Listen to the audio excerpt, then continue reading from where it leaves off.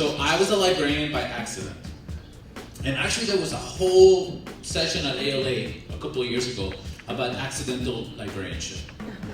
This happens a lot. You ask the kids I used to hang out in high school, like, you are a librarian? You put on a woman's swimsuit in the swim team and you went in a relay and swam 4 laps with the women, and you are now a librarian? I had my legs shaved though, I looked really good. Okay, so one of the big things that helped me, I think, was that I was at a big library system. And there's several here, which is great.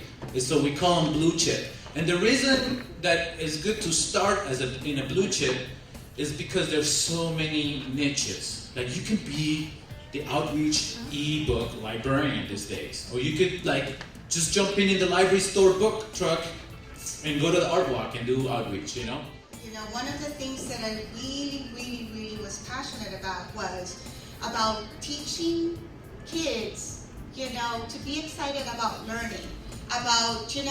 For me, the most exciting thing was when I would see a kid, with those eyes kind of like when they discovered something and they're like, mesmerized with something. I always wanted to kind of encapsulate that because it's something that I always been passionate about, teaching. So I walked into this first grade class and I had 36 children literally climbing the walls. And my first lesson right there, being with kids was that as a leader, we need to accept our limitations. We don't know everything. We're not the best at everything that we do. We're humans.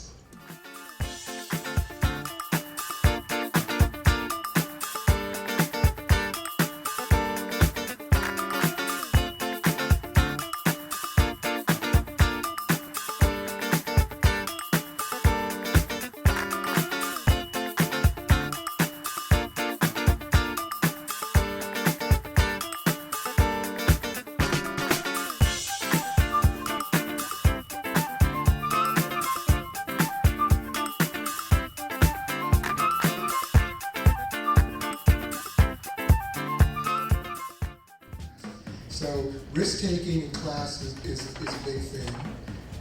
Probably the biggest thing in class is peer pressure.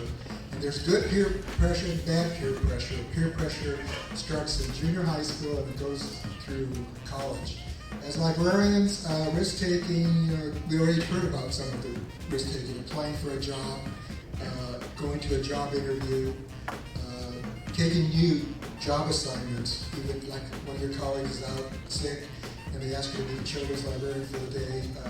That's a big risk. It kind of gets you out of your comfort zone. Anything that gets you out of your comfort zone is risk-taking.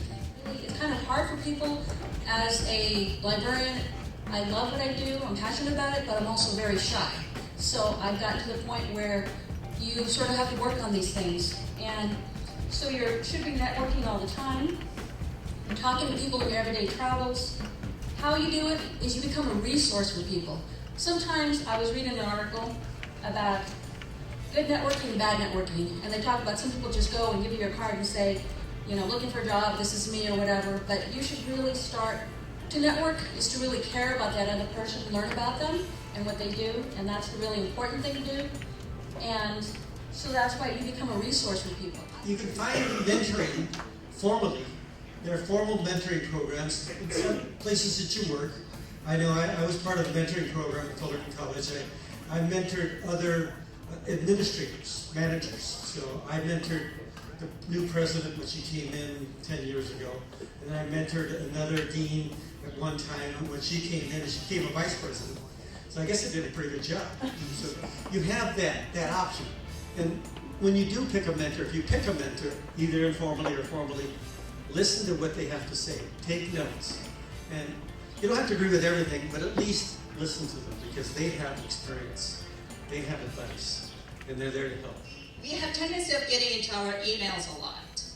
You have to set aside a certain time of the day, turn off your email alert. Do not live in your email box, but if you go up, you cannot do that.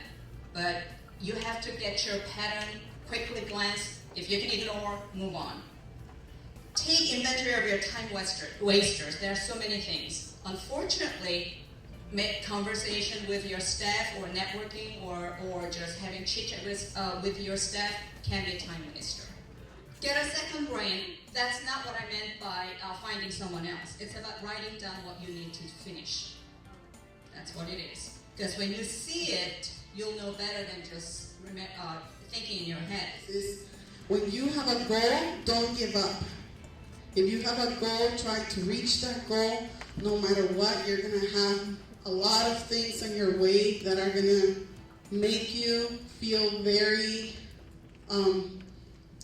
they're going to make you feel down. You're going to feel down. You're not going to feel as good when you hear all these people saying, no, you're not going to be able to do such thing. But don't ever give up.